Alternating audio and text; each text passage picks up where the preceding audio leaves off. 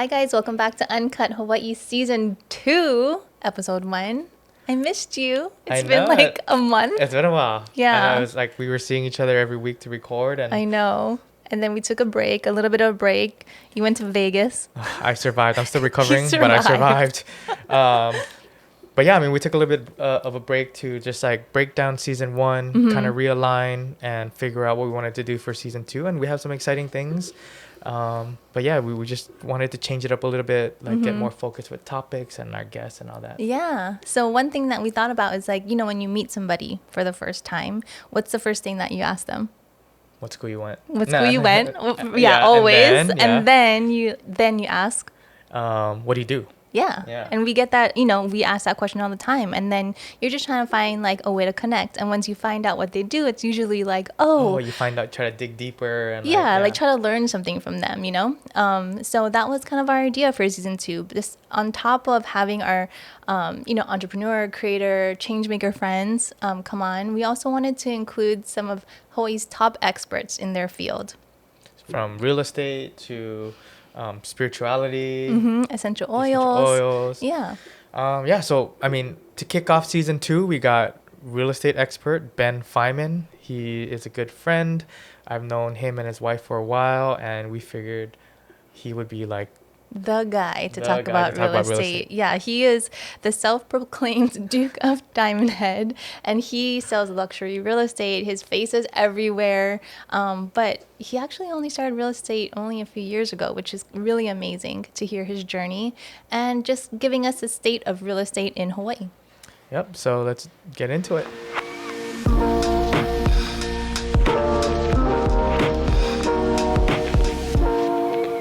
All right, guys, we got Ben Feiman on today. Thank you for being with us. Yeah, thanks for being here. Thank you. Thanks for having me. Our expert in real estate. Yep. So Season 2, we're trying to, we have all of our friends and guests and whatnot, but we want to bring on more experts in different industries. So you're the guy, you're the man. Yay. You are the Duke of Diamond Head. Duke is on the loose. He's the Lord now, right? Now the Lord. The Lord. Feiman, yeah. Lord Feiman. Inside wedding joke. Yeah. But yeah, I mean, so how did you get into real estate? Yeah, how did you Were you always a realtor or like? No, so I started off making bikinis actually. So my dad owns local boutique, family business, started in 1978.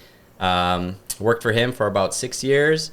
Started not getting the control that I wanted and didn't like, I just wasn't feeling fulfilled. So I was like, you know what, Dad? Kind of want to try something else. And he was super supportive, like the best dad ever. He's like, you know what, go for it. But there was one caveat. He was like, so all the salary that you've been making working for me, you got to give that back. And I was like, no. Oh, okay. So I gave it all back. I think I had about like $4,000 to my name. And he's like, okay, go, move out. And because at the time I was living with him and working with him. So he's like, all right, you want to go be a man, which I started late. I moved out at like 31. And so I was, growing up, we had nothing. Like, my dad was a entrepreneur, just trying to make it. And then all of a sudden around like the 6th grade, his business just absolutely took off. Like he had a bikini store, like twice the size of this room. And he was doing like $250,000 a month. Just like out the door, like there was lines out the door. Like if you wanted to try on a bikini, he would be like, no, like you either buy it or leave because someone else is going to buy it. And, it's just super popular in Japan. I remember like walking down Waikiki Beach and every single Japanese girl had the local boutique piping on the bikinis. Yeah. And it was crazy because we just like went from like renting a house to nothing. And all of a sudden my dad's like, oh, I just bought a house in Diamond Head. We're moving there. And so I think that was really important because I started off with nothing. Yep. So we ate like McDonald's and Taco Bell every single night to all of a sudden seeing how much work my dad put into the business and seeing what you can get from it. So that gave me all the motivation I needed to do the same for myself. So all of a sudden, we're in this house in Diamond Head. I went from public school at Waikiki Elementary to private school at Iolani. And my dad's business just did really, really well. So I went to University of San Diego, studied industrial systems engineering. I thought I wanted to design cars. Did a couple internships, realized engineering's not for me. You're behind a cubicle. And I was like, no, I need to be like around people. And so my dad's like, oh, as long as you're in school, I'll support you. Once you're out of school, you're on your own. So I did what every other kid would do. I keep going to school. Exactly. So I went to Pepperdine, got my MBA. So I lived in Santa Monica for a while. Absolutely loved it. And I was like, okay, well, I think I should try the family business at least just to see if, and I thought for sure, I was like, what do I know about bikinis? Nothing. Like I didn't go to design school or anything.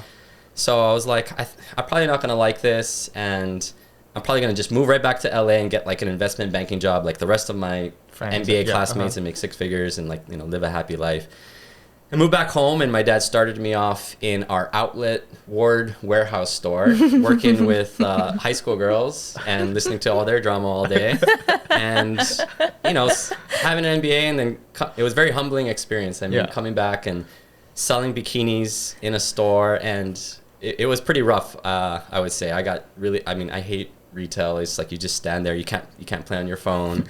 You just stand there waiting for customers to come in. So it was kind of brutal. But after a while, I got super into it. Like I was like, I learned so much about bikinis. And I've never worn a bikini. Are you sure? I promise. But let me ask some people. But I learned so much about bikinis from that experience. And so I think it was very beneficial. So finally, after he made me work in the stores he made me work in the stores pretty much the whole time. But like finally after about doing like you're on the floor like selling these on bikinis? The floor selling. Guess who was the best salesperson? Because I actually cared, you know. The other girls didn't really care, but I'm like, this is my dad's company. I'm gonna like try my best. So you know, and I taught we read a book or we train a book called Retail Selling Made Easy. So there's 9 steps to selling: greet, position, speak, tell, show, overcome, nudge, add on, befriend. And I taught this. You live that. I taught this selling. It actually helps me in real estate. I was gonna say, I bet so I run my open houses just like how I run the bikini store. But I would basically teach all the girls this, and I would do it myself. I'm very proactive. So other retail stores, you know, you have people that like kind of sit back on the counter and don't do anything. We don't have a lot of theft protection at our company. Don't try it. But so in order to counteract that, we have a lot of good customer service. So we teach our girls to go up to the front. It's, you know, if you greet someone, they're not going to steal something if they come right to the front. So anyways, so I was really into it. Finally I graduated, got into designing the bikinis, and then I started my own line of swimwear called Kaimana Beachwear, which was the more sexy Brazilian cut bikinis. And you know, I got picked up by PacSun, a lot of momentum, things like that. Wow. But yeah, I was just, you know, at some point I turned 31 and I was like, well, I don't know if this is what I want to do. Like, this is the only thing I've tried. Right. And I kind of want to try something else before it's too late. You know, you don't want to pivot careers when it's too late. So with my dad's support, you know, I left, gave him all my salary back. And I went from like a trust fund kid to like nothing, like overnight. And it was, a lot of people don't know this, but yeah, it was brutal, very brutal. So I started renting an apartment across the street from Locations, which is the first real estate company that I joined. And it was literally across the street. I was like, if I'm going to get into real estate, I'm going to go all in. So I want to be walking distance from the office. Like, I don't want to be any further. So rented an apartment with a friend because I couldn't even afford, you know, I only had $4,000 to my name at that point. And then I remember like just going to Safeway, like that would be my breakfast, lunch, and dinner. Like, I don't want to eat out or do anything. And then it's crazy because like I still lived that lifestyle of like still going out, like people still saw me out and stuff, but I don't think for that little blip, that little, like, I would say maybe it was like 6 months to 1 year, I didn't like, I wasn't buying bottles. I wasn't ordering rounds for everybody like I used to. I was like, I drank at home, like all my Safeway little Miller Lights. Pre-gaming hard. And then I went out, like had maybe 1 or 2 beers because I didn't want to spend too much. And then I went home. And so, yeah, real estate was really tough. Like, you know, they don't teach you this when you get your license and you think like all these people are going to start coming after you. But no, you got to be like super proactive. So I sat at the office, and the first month, all I did was work on my CRM. I just like, I wanted to input as many people as possible. So I knew that I knew a lot of people. And I think a lot of agents are like so scared to just reach out or like even just put people in CRM and get the automatic emails and stuff like that. And I don't know why, but like for me, I'm like, I'm going to put every single person I know. And it's like, obviously they have the authority to unsubscribe or something if they want to. But I think in doing so, like, I think after the first month, I had 3,000 people in my CRM. Oh, wow. Which is a lot more than what most agents kind of start off with. And then I just started kind of combing through them. But for that first month, like I had nothing. And so I had to borrow $5,000 from my mom, which is like super embarrassing when you're 31 years old, you have your MBA, your parents put you through all this school and spent so much money. And so finally, that went up in smoke, because also in real estate, they don't teach you that you got to pay licensing fees, you got to pay MLS fees, you got to pay all this stuff. And so I was like, damn, it's like running your own business. Being on your own is like freaking tough. Like you got to pay rent, and like rent is always expensive. I was paying $950 a month. I know, seriously. Yeah. So then I had to borrow another $5,000 from my mom. I was like, Mom, I promise, like this is it. Like this is so bad. And so one partner of locations actually saw me like all day just in front of the computer at the company, and she was the only one always there late at night. And then she would notice that like I wasn't really eating, so slowly she's like, oh, are you hungry? I'm like, no, I'm okay. And then she would like come back like at night at 8 o'clock like with a poke bowl, and I'm like, and like I was like starving. I was like, oh my god, thank you so much. Like you don't have to do that. And she did this like kind of like over and over, and I'm like, wow, this like she's like so sweet. So finally I started talking to her, and I realized that I went to high school with her daughter. We're like high school classmates. Yep. She's like, oh, okay. And then one night we're the only ones in the office. It's like 8 o'clock at night, and she's like, hey, I have a new Japanese client. You know, you speak Japanese, right? And I'm like, yeah, I can speak like conversational Japanese. I'm not like business Japanese. And she's like, okay, I have this new client. Like she's looking for investment property. Can you do some research on some Waikiki like vacation rental properties? I'm like, oh yeah, absolutely. I had absolutely nothing to do, no clients. So I'm like, okay, of course. Yeah. So I did a bunch of research, and then I sent it over to her, and she's like, wow, this is actually really good. Like, do you want to pair up with this client? You know, nice. I'll give you like 30% or something. And I was like, oh, absolutely. And so that was kind of like my window in. I helped that client. I showed her a really nice, good property at the time at Hawaiian Monarch vacation rental. And this was a long time ago, like right when, I think before Airbnb, or right when Airbnb was starting. So they lucked out. And then she said, oh, you did such a good job. She gave me like most of the commission. She actually turned it around and said, you know what? Have most of it. So that was my first sale. Oh, nice. And then all of a sudden it just started spiraling. Like my second sale, like I came home from an open house, and it was like a terrible open house. Not a single person came by. Like one person came by. I was like, damn, I just freaking wasted 3 hours on a Sunday. And then I'm pulling out my open house. Like I had a pretty nice car that I had a Porsche Cayman. So, but I was still renting for $950 a month. It was like crazy. But anyways, I'm pulling my open house signs out of my car, and my landlord's like, oh, are you a realtor? And I'm like, yeah. He's like, oh, I wanted to buy this like property at Island Colony. I was like, oh shit. I'm allowed to swear? Yeah. Shit. I'm like, I can help you. And so that was my second sale. Nice. And then my other buddy that he used to bartend at Lobby Bar all the time. You know, I was obviously was a frequent guest there. That was my third sale. So then I was like 3 sales right off the bat. And and it's so like that momentum. Nice. Yeah. And that just gave me the confidence, like, oh shit, like I can do this, you know? So with those sales, I paid my mom back the $10,000. I was like, I can't have this debt. This is like just too bad. So paid it back. And then in my first year of real estate, I think I sold like over $7 million. Wow. And I was just like, damn, this is a crazy industry, because, you know, making bikinis is really tough. I give my dad so much credit. I mean, he's got 3 businesses in one.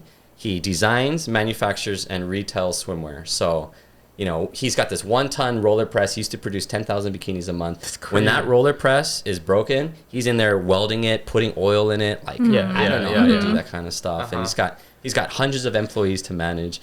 In real estate, you just got to manage yourself. You just got to make sure you're working, you're putting the effort in, and you're not just like partying all the time. So, so I was super year. And what an awesome like story for what was her name? That lady who gave you your Kumiko first Burns. Shout out. Yeah, shout out. She's amazing. I gave her so many shout outs at my last company. She was amazing, and yeah, she gave me the confidence to do this for sure. That's awesome. But then, you know, those opportunities like arose, but then like you like took advantage, capitalized on it, you know? So like you did the work. Yeah, exactly. So it's crazy. Yeah. And just a sidebar on that too. Shout out to Kyle Shimoda.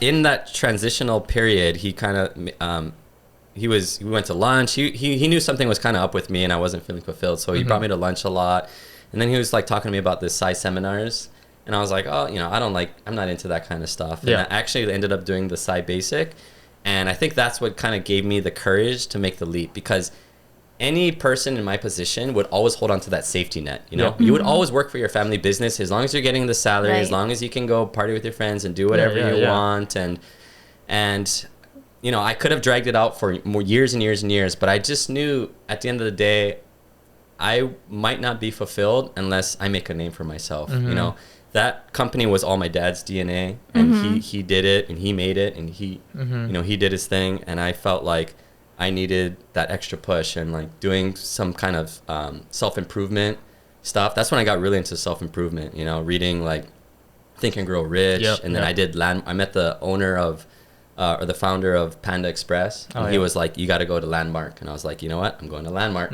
Did Landmark. And so I think a lot of people don't invest in themselves. And I think that's where all your money should go. Like, sign up for these things, you know, learn how to, you know, I guess improve yourself, improve your morning routine, improve your body, improve your mind, and let all the stuff from the past go. And 100%. Yeah, I think invest into yourself, and I think like things will happen. Yeah, you'll see the ROI on that for sure. Yep.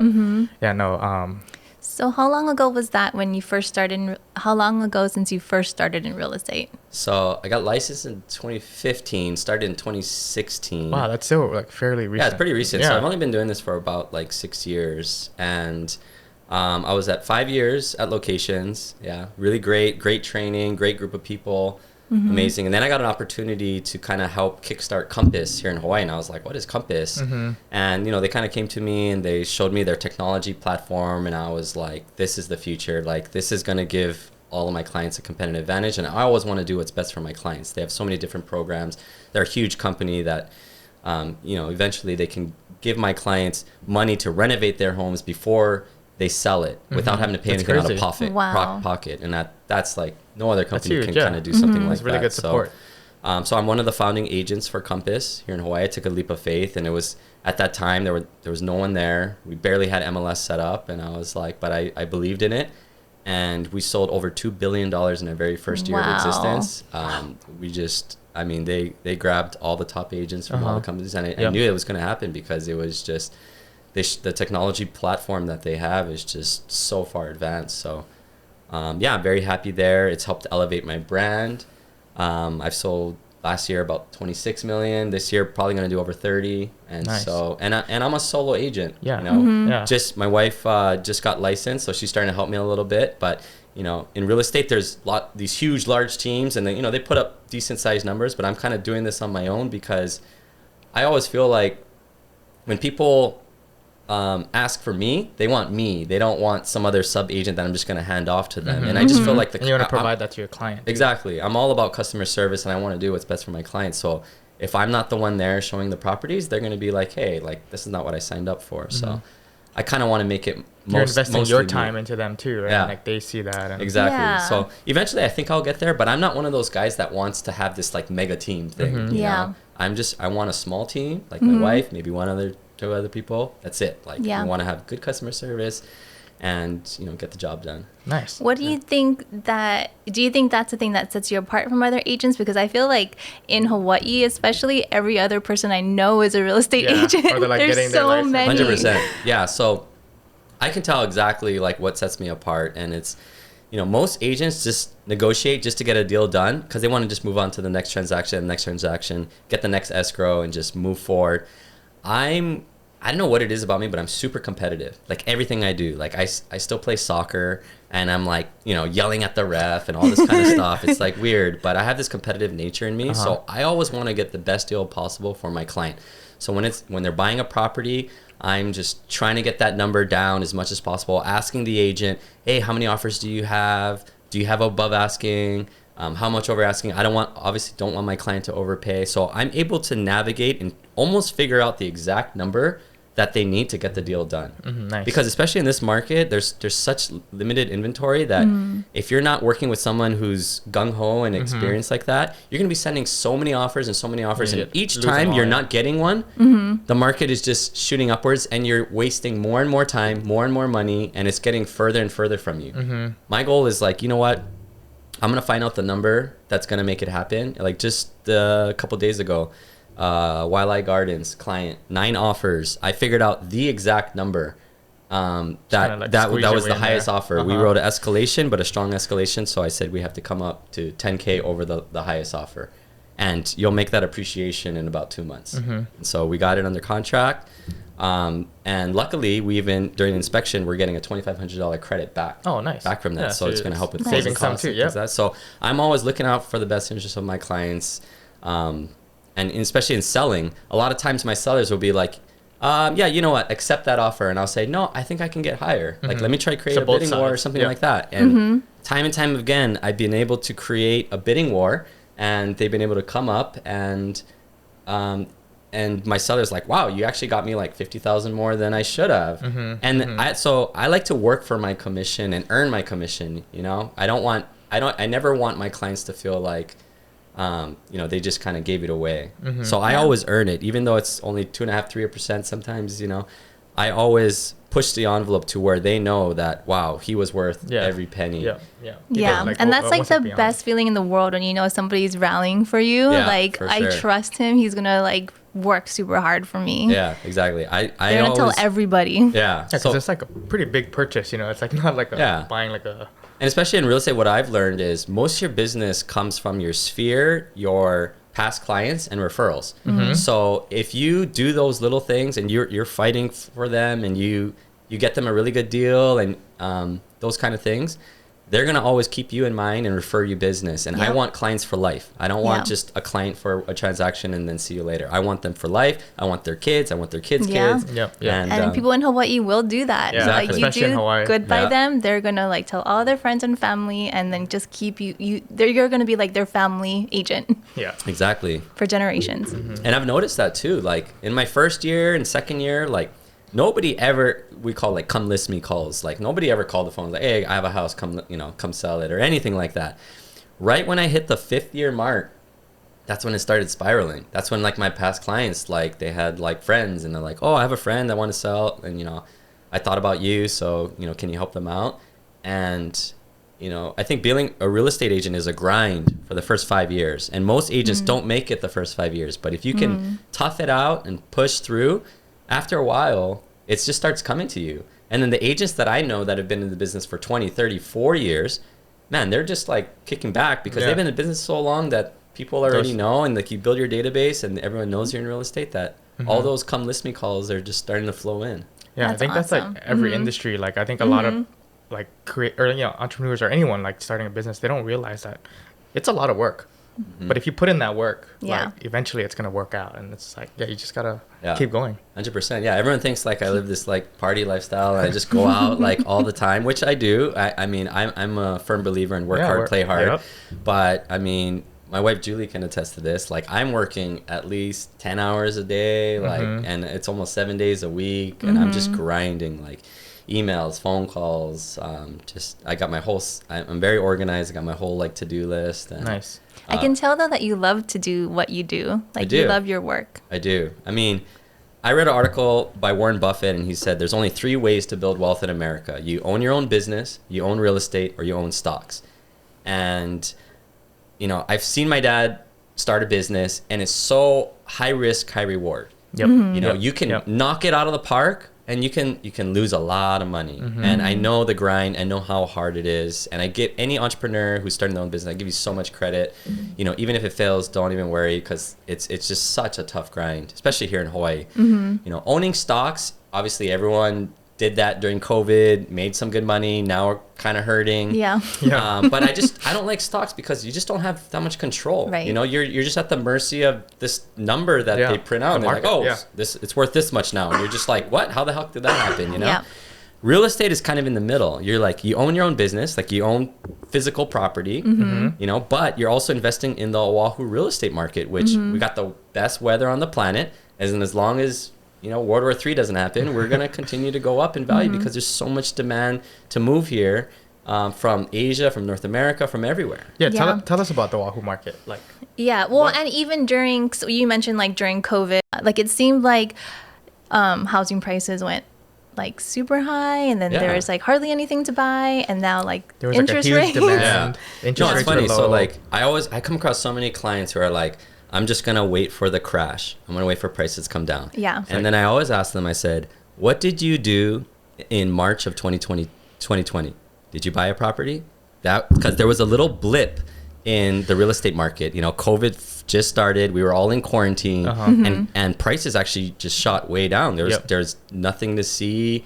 There were no showings, all that kind of stuff, and nobody bought. You know, so I tell them, you didn't buy then because you were scared. If a crash ever does happen, you're not gonna buy. Yeah. You know, and in Hawaii, it's impossible. First off, it's impossible to time the market. Second off, it depends on your situation, but if you're buying for yourself, for your own home, you should never time the market. Why time the market? If you're going to stay there for 7 to 10 years, in Hawaii, we've never had that much downturn for that amount of time. There are only 2 times you care about the price of your property, and it's when you buy it and when you sell it. Right. Everything in between doesn't really matter as long as you can make the mortgage payments. So there's no reason to time the market, you know, wait for a crash. You know, if you do that, and a lot of my clients have, and they're so sorry they did, they're further and further away from the train of owning real estate. So isn't that, do you hear that a lot? Like, so I wish I bought it all sooner. The time. I know. And then it's weird because they won't realize their mistake, and then they'll just keep sitting on the sideline. But I've had a few clients though that realize their mistake, and they're like, you know what? Yeah, you're right. I'm gonna go buy. You know, I just bought a house this past December, and you know, and in hindsight, I bought a big house in Kaimuki that I'm fixing up for like 1.2. I actually got like over $100,000 closing credit back from the seller. Nice. And I got interest rate of 3% at -1 point. So I actually got money back from my loan. Yeah, what the heck? Which is crazy. You know, so I could have gotten like 2.8%. They paid you to buy the house. Yeah. So now, I mean, that house obviously would have sold for like 1 point, and this is just 6 months ago. Yeah. Now it would have sold for like 1.5, and it would have been like a 5% interest rate. And that's but just at that time, it was like literally the height of the market. It's always the height of the market. And I was like, you know what? I believe in this, and I'm not looking. If you're flipping, or if you're dealing with cash and that kind of thing, then you might want to like focus on timing a little bit. You know, I'm not saying that timing's not for everyone, but if you're buying it if you're renting, you should, and you know you're gonna buy something, you're gonna live in it for a good while. Don't time the market. Just when you have the money and you can do so, just buy it. Get in the market. Even if you buy at the worst possible time, you just have to wait a little bit for it to correct itself. And that's the beauty about real estate. You actually can't make a mistake. If you overpay or you buy at the wrong time, it's slowly going to correct. All that means is you just got to wait a little bit longer, and then it'll just go back up. Yeah. So that's a good way to put it. So crazy. I think your whole thing of like, it's a train, it's going to keep moving, and the longer you wait, you're going to just get further. Yeah. That's such a good way to put it. Yeah. There's so many people. Yeah, exactly. It's like, we're going to wait for the rates to go down, or we're going to wait for the market, if you see the house you like, Kolby, buy that house. Buy that $2.5 million house in Miami that just listed. Yeah, but speaking specifically about the market today, so interest rates have gone up about 2% within the last couple months. So what does that mean? That means about everybody seems to be freaking out about that. They do. So that is 20% less buying power. But I think what people realize is the last 5 years or so, we've been in this weird interest rate environment, which is not a healthy interest rate environment. I mean, 2 or 3% is not healthy for America to have an interest rate. Like that's it's just like giving out free money, right? So we've been in this for a long time. So right now it's probably about, most banks are maybe offering 5.5% or so. If you look at historically, that's still really, really low. I mean, our parents bought in like the 80s for 18% interest. That's so crazy. People got to look at like that bigger picture, bigger scale. So 5.5 is not bad. But what it did do is it did cool off the market. You know, we're not seeing 10, 20 offers on my listings, and I'm just like, $200,000, $300,000, $400,000 over asking, that kind of stuff. That kind of stuff has kind of tapered off a bit. But there's still very motivated buyers out there. I'm not seeing prices come down at all, but definitely the activity. There's not as many offers, not many buyers going out there shopping. So we're going to start to see it cool a little bit. As for a crash, I mean, there's no data, there's nothing on the horizon that would prove that there's going to be a huge crash coming up or something that would suggest that. Yeah, because Hawaii we have no inventory. Yeah. We're an island in the middle of the Pacific. Where are you going to build? Builders are all backed up. The supply chain's all messed up. Contractors are all backed up. Like there's always a high demand. There's always high demand. People are having babies. Like they're going to have to put these babies. There's just no supply. So, I think it definitely will cool off, but I don't see a crash or anything in the near future. Nice. It seems like in the last 6 months or so, there was hardly anything to buy. And do you see more homes like available now? Yeah, so I mean, definitely, there's been a trend to move from condominiums to single family homes. You know, so like Ward Village, Howard Hughes, they have all those luxury towers, and that was great when all the trendy restaurants were open and things like that. But since COVID and all the restrictions of your guests coming to the amenities, you know, people are like, I don't want all these restrictions by living in a condo. I want my own single family home, and I want to throw a birthday party. I want all my friends to come over and you know not have to sign in, and like I can only have 5 guests at a time or something like that. So single family homes just shot up like crazy. You know, I bought one myself. I was like, I never thought I would want to live in a house because I hate maintenance. I don't want to do the yard work, any of that kind of stuff. I was like, I'm always going to live in a luxury condo. But COVID kind of shifted my thinking. I was like, you know what? I kind of want a house. I want to entertain. I want to have like a rooftop party, that kind of stuff. So, but yeah, I think, you know, things have kind of shifted, and, you know, we'll kind of see where it goes, but there's only a limited amount of single family homes on Oahu too, right? You can keep building condos and go higher and higher, but and so the inventory just started to increase a little bit for single family homes, which is huge. But most people in single family homes are like, I would love to sell because I know I could get a crazy high price, but where am I going to buy? Where am I going to go? Where am I going to go? Exactly. So I mean, if you're going to move to a condo, that's great. But I've helped several clients who, especially in today's market, during COVID, they realized that, you know what, I love my home, but I'm spending more time here, and there's certain things I don't like about it, and so they want to go after their dream home. And especially like with people working from home, they want a home office. They want that extra bedroom. They want that entertaining space. So I've told my clients, okay, you know, what we can do is we do a sell, stay, buy program. So we'll sell your home. We'll price it good, so we'll get multiple offers so that we can have friendly terms. And one of those friendly terms is going to be a free rent back for you for 6 months, or sorry, for 60 days, 2 months. So you'll be able to sell your home. You'll get all the money in the bank account. You'll be able to still live in it for 2 months. And then you have that buying power. And you have that buying power because you got all that money. And then our client just in Hahaione, his home appraised for like 1.8. We priced it at 1.8. We got 2.1. He got 300,000 over asking. He's still living in his home for 2 months free. While he goes and looks, and he just bought a new property, and he's gonna move into his new property, and you know he wanted more space. He wanted to, you know, he wanted to change it up. And so most people don't realize that, like, hey, you know, in this market, you can get a really good deal that way. Yeah, no, I think the big thing I realized about real estate too is like, there are so many tools or like programs out there that like people don't realize about. And you know, it's out there. You just gotta, if you really want it. Like that was a really good one that I didn't know about.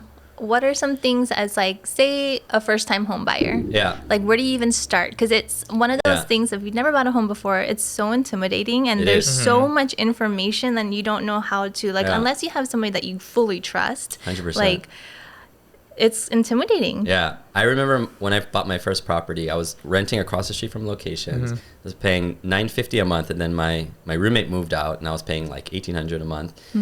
And I saw a property in like Makiki, and it was only like $230,000. It was like a 2-story like loft, and it had a parking right in front. And I was like, oh, this is kind of cool. I crunched the numbers on it, and I was like, wow, it'd only be like $1,400 a month for me to. Cheaper. It'd be cheaper. So I was so scared because I was like, okay, what am I doing? I'm moving away across. I'm literally across the street from my office, and I'm moving away.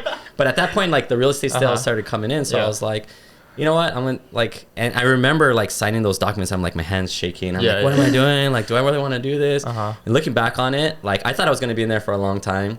I only lasted like a year there, but I absolutely loved it. I paid less by owning than renting. I loved it more, and it was just a good stepping stone. And then I found a unit at Trump Tower, and I lived at in a 5-star hotel by myself for the next property. And after that, after you do your first one, the confidence will build, and it'll just spiral. And looking back, both those properties are amazing investment properties for me. I rent that Makiki condo out for $1,800. I'm making like $400 a month in passive income. Cash flow, Trump Tower, I'm renting that one out and making like $1,000 in passive income. And so it's like they're paying your mortgage. Yeah, exactly. And that's how you get in. So, for first time home buyers, I know how scary it is. I think it's more so of like a mindset and belief. Like a lot of people, they don't feel like they deserve to be a homeowner. They just read the news headlines. Price is so high. Price is so high. The first home is not going to be your dream home. Right. You know, I'm sorry, but if you're humble enough to take a step back and just make it work, then you'll climb the ladder so much faster. And I think that's the hard part. You know, so many people in Hawaii, they're like, they don't want to take a step back. They were like, they want to live in that penthouse, whatever. And I'm like, no. It's like an emotional purchase for them versus like a business, like a mindset thing. Exactly. This is just a stepping stone. This is going to be not forever. Exactly. One year. And then you just get in the market, and then it'll turn into an amazing investment property one day, and you just kind of keep going, you know. And one thing I will say about today's market is, all the technology, you know, every website pulls from MLS. So whenever a new property comes on the market, it just blasts out to all these websites. Most people are set up to only see those new properties as they come on the market. I always kind of coach my clients, and I say, number one, go back to the older listings. You know, like, and proactive, like, you know, lazy agents won't do this. You know, they'll just say, oh, have you seen anything you like? Have you seen anything you like? I'll go back to the older ones that overpriced, that are vacant, so you know they're losing money, and that have done price reductions, so you know they're motivated. Those three things combined together, you can find some of the best deals. Like we just helped one of our clients in Nu'uanu find a property under appraised value because originally it was overpriced. They price reduced. It was sitting vacant for like the seller just 4 or wants 5 to sell. months. And I was like, let's just throw a lowball offer and see what happens. And sure enough, they took it. Wow. And we came in under asking. So don't just settle for what the technology gives you, and that's just looking at all the new properties as they come on the market. Go back to the old ones, and that's where some of the gems are. Especially the ones where the agent takes iPhone photos, and you can't even tell what it looks like. Like, go after those. Like, you know, all my clients, they're like, I want to submit an offer on the one that has beautiful photos, nicely staged, and I'm like, okay, great, but you know, we're gonna pay a premium for this. Go after the ones that didn't do staging, that doesn't have nice lighting, like barely has any photos. Like those are the gems. That's when you can find a really good deal. That's a good tip. Yeah, for sure. I'm having a harder time selling real estate now. Andrew's wheels are turning. Like, ooh. He's like going on MLS right I know. But like, once sort by latest days on. No, like once I started like looking into MLS and stuff too, like there's so many tools on there. You can look at like listings that like like older than, you know, you can like have all these like filters and things. It's crazy. I guess there's more than just Zillow going on Zillow. Exactly. But yeah, so, you know, with this point in your life now, I mean, you just got married. Congratulations. Congratulations. Thank you. How, you know, like how was that, you know, like in your journey of like building this business for yourself and whatnot? Like, you met someone, and like, how was that like going together, and how did that help? The next phase of your life. No longer a bachelor. I know, exactly. No one thought I would do it. No, Julie's amazing. We've been friends for a long time.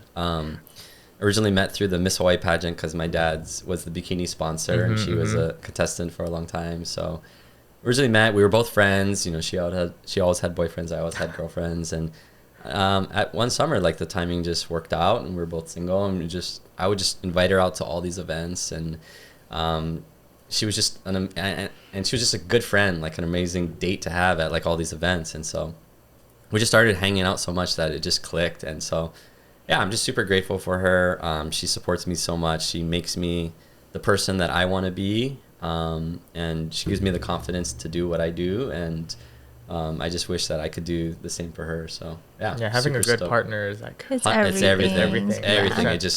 It just snowballs into this huge aligning with like what you have planned and everything too. And now you get to do business together. Build together. You got her to get into real estate too. I mean, I'm 100% confident. Too, she could outsell me any day. Like, she's just personable.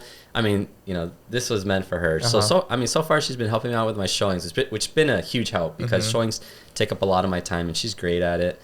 But yeah, hopefully she'll kind of see what's there, and you know, if she likes it, great. If not, it's cool too. But yeah, so far she's been a big help, and as she's learning more and more, and she's getting more and more confident, then I think she'll eventually start kind of taking clients on her own. Nice, that's gonna be exciting. Yeah. That's a fun thing that you guys can do together. Yeah, exactly. I mean, real estate. I mean, I'm working from home 95% of the time. Like, I'm one of those agents. I don't go to the office unless I got to meet someone. I'm in my pajamas in front of a computer, and I'm just calling people, and you know, doing research and writing offers and all that kind of stuff. What do you guys do for like work-life balance? Like, how are you working on that? So we do something that's called the Last Supper. And so the last Friday of every month, we do a date night. Nice. And, you know, we're so busy. We always got so many events to go to, but we're like, okay. And it's on our calendar every month.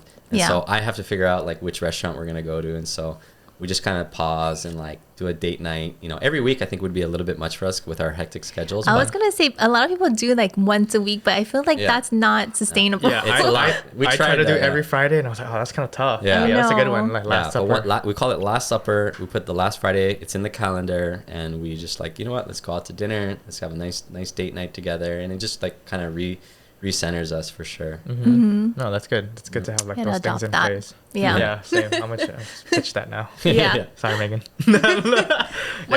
What about because you're like, you work for yourself and you're like running your own thing, and so it's like you need to also manage yourself. And so how do you do that? Like, how do you time manage yourself, or even just like manage life? 100%. So most agents don't make it because they come from a job where there's someone telling them what to do, and you become an agent, there's no one to tell you what to do. It's all on so you. They just go to the beach and they go party and do whatever. And it's like, that's the hardest part. You know, I've always kind of felt the entrepreneurial spirit with my dad. And so, you know, you have to create systems for yourself. And that's what I do. So, you know, I have my morning routine. I wake up, I work late, so I wake up late, you know, so I'm not one of those like 6 a.m. early risers. You know, I'll be honest, I wake up between like 8 or 8:30. That's not bad. Even 9 o'clock sometimes if I'm working till like 1 o'clock. But anyways, I'll wake up and first thing I'll do is I'll put a 10-minute meditation on.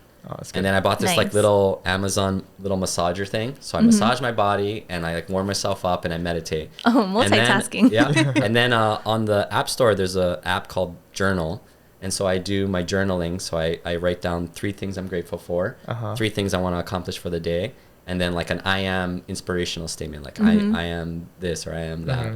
And then I do 100 push-ups and 200 sit-ups. Wow. And then we usually walk the dogs.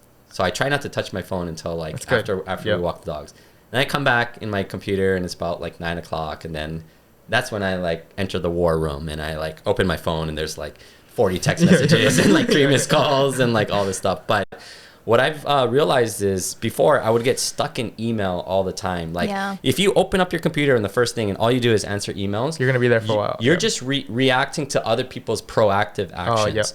So what I do is I do this thing I call win the day by noon. So the 3 things in my journal that I wrote that I want to accomplish, I try to do those 3 things by noon. And then afternoon, I'll go to the emails and stuff like that. But if you start with emails, you'll get sucked in emails and you'll just be doing emails all day. And you won't actually accomplish the things that you really want to set out to do. Right. That's so true. I usually do my marketing. So I'll do like a social media post, and I'll post it not only on Instagram, Facebook, but YouTube, TikTok, LinkedIn, my Google business page, like all over the place. I'll do prospecting in the morning. So I'll call all my clients who are kind of on the fence or in the getting ready to list their home. And then at noon, that's when I'll kind of go back to the email, because those are kind of responding to other agents that are, you know, they need something, this and that. So it's important to put yourself first, because if you put everyone else first and you don't fill your own bucket, you won't feel fulfilled, and you'll always feel stressed out and behind. If you put yourself first in the morning first, and you're like, I'm going to accomplish these things that I want accomplished, by noon, you feel so good. You're like, oh my God, I won the day. I can literally take the rest of the day off if I wanted to. The rest is all extra. Yeah, exactly. After that. Yeah. Dang, that's so good. That's a good tip for sure. So that's what I do. That's and after that, super so good I actually tip. save emails at night. Because you know what it is when you send an email in the day, when you send one email, two emails come back. You know, if you do it at night, so no one's writing back. That is so true. So I always coach my clients too. I was like, hey, if you need something, call me or text me, you know, because I'm going to check email hopefully only at night. That's usually my goal. So that's a good. That's it. I'm gonna start doing the Ben method. I'm gonna like change up my routine a little bit. But I mean, it's all about like setting tasks for yourself. So I use Apple reminders, and those are my main tasks for my clients who I'm in escrow with. Those are like the important ones, and I just set weekly or daily reminders like, okay, we got to do inspection, we got to do this. But then I have my CRM for other clients that I want to touch maybe every 4 months, 6 months, maybe even just once a year. Then after I finish all those, I go back to my CRM and I'm like, I call my past client like, hey, so and so, like, how's the house going? Anything I can do to help? But that's all like you had programmed that it's all prior. structured. Yeah, so it's all structured. It's all your systems. So there's no one telling me what to do, but I tell myself what to do by inputting these systems. If you don't have that system, I know some agents who are like pen and paper, like you're never gonna know when to do things. So it's all about creating that structure for yourself, knowing what's important to do and scheduling it. You have to schedule it, otherwise it won't get done. 100%. Yeah, I think that's huge, because it's like, especially in the real estate market, like all the resources are out there. Yeah, you need to study and get your license and all that, but like all the information's out there. But it's like, are you gonna put in the work to get it done? So and you've been that's crazy. That's awesome. And you are where you are after only 6 years. 6 years? About 6 years and going on my 7th. Yeah. It's crazy. Yeah. So love it. Wow. That was good. I'm like trying to just like absorb it. I'm gonna re-listen to this and like for sure do my routine. That's so this is going true, on Instagram though. Reels. That is so true. And I do I know like meditation is like all the successful people like have dialed that in, and 10 minutes, even just 10 minutes is like just sets you up, grounds you. Yeah. I even just struggle with 10 minutes. It's Same. it's so hard. You know what it is about meditation that's the hugest benefit that I've noticed for myself is not really while I'm meditating. It's like I noticed in doing it, when something happens to me, when I lose a listing, when, Julie yells at me, or when anything kind of happens, it just gives me that little pause. Before I would just react right away and I'd be like, what the hell? Like, what's going on? Like, like F this, F that. But with meditation, it's kind of taught me to just distance myself from that emotion, take a step back, realize what's going on, and then look at it logically and say, like, is this really a bad thing? Like, it might not be a bad thing, You start to, like, change your be perspective a philosopher a little bit. and think about it. It's like, actually, it's not, Yeah. And then when I see her getting mad, it's like, well, I probably pissed her off and I probably did something bad. So I should probably look at my behavior and, maybe change that. So meditation has helped me to kind of give me that distance to, like, before it'd be like something happens to me and I react. Now it's like, now I'll take a pause and I'll kind of think about it and be like, you know what, maybe it's not a bad thing. Maybe I didn't want that listing. Yeah, that is so invaluable. Yeah, because that's what they say with meditation. Like, your thoughts are going to continue to come, right? But you just like notice it, let it pass. Exactly. Yeah, that's so and then good. you kind of take it in if you want to.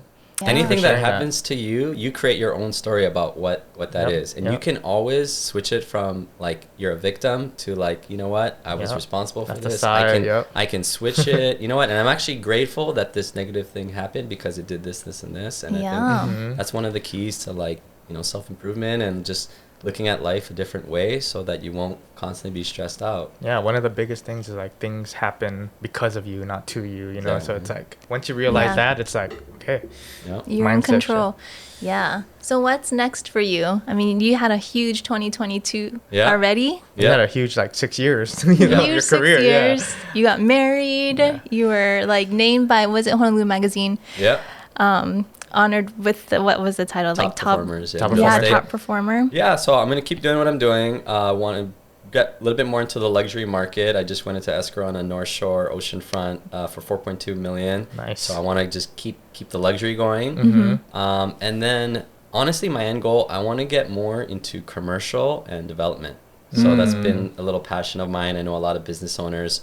I've got my MBA. I'm very numbers oriented. So residential real estate is very emotional, and my wife Julie is amazing at that. I'm very logical, numbers driven. So I wanna sell shopping centers, apartment buildings, businesses, that kind of stuff. I think that kind of excites me a little bit. So I'll be getting probably my commercial license soon and dabbling a little bit on both. That's exciting. That's huge vision. That's what I want to do next. But we're fixing up our Kaimuki home, which has been a little bit harder than I originally realized, but I've been so busy with real estate that I haven't been able to crack the whip as much. But we're going to have a beautiful house, hopefully by the end of the year, and settle down with my wife Julie and have a good life together. Nice. That's exciting. That's awesome. Yeah. Congratulations on all your success and all the things to come too. Yeah. It's been a long road. It's been bumpy, but as long as you work on yourself and you see the end goal, anyone can make it for sure. I know you kind of mentioned it a few times, but just to kind of wrap up this whole thing, for someone that wants to get into real estate or even into this market, what would your advice be for them? I mean, first thing you want to find a good realtor. I mean, if you know, I think that's the best place to start because they're gonna coach you. You know, a lot of people think they can kind of do it on their own, but real estate changes so much every day. You know, there's new bills. There's Bill 41. There's this new vacation rental bill. There's new rules on this, and there's that, and there's this new building coming up, and different rules for Hawaii too. Exactly. So for someone who has a full-time job to kind of stay on top of all those little nuances is really, really hard. So if you have a full-time experienced agent who lives and breathes real estate and is in the fields and knows what's going on, I think that's invaluable for sure. You know, like it's definitely worth the investment to find someone good who's going to coach you and, you know, give you the right advice for sure. That is huge. Yeah, I would say the same because there's so many real estate agents out there, and like with Hawaii, it's like, oh yeah, my friend knows that person, or like, my cousin is a real estate agent, but like the experience that you could get could be night and day, and could cost you a lot of money too, like in the end. Yeah, I mean, work with someone you don't know. You know, sometimes that's easier. Make it a straight business relationship. You don't want to work with your cousin because there's just little things involved, you know. So yeah. What about from the agent side if they wanted to get into like becoming a realtor? You want to become a realtor, definitely go to a company that has good training. You know, I definitely think Locations did an amazing job at training me, and you know, they had a partnership system where the partners were really motivated to give back to the agent community, and they taught me so much, and I wouldn't be where I am today without their help. Yeah, so you either need to join a good company like that or join an agent who is willing to give the time and dedication to train you first, because it's all about confidence. And to get confidence, you need knowledge. And if you don't have knowledge, it's hard to get your own knowledge. But if you get the knowledge from someone who's been in the industry for a long time, that'll give you the confidence. And once you have the confidence, sky's the limit. As long as you got the work ethic and you're confident, sky's the limit for real estate for sure. Yeah. Awesome. Nice. Well, thank you so much for joining us. How can people find you? You can find me on Instagram, at Ben Feiman. My website, www.fieman.com. And email address, ben@fieman.com. Nice. Awesome. Simple. Catch him on YouTube and TikTok and LinkedIn too. Oh yeah. He has really good like market breakdowns and, you know, real estate tours and next $1 million listing right here. Yeah. Thanks, Selling Honolulu. Yeah. Thank you guys. Thank you guys for listening. All right. See you on the next one. Hey.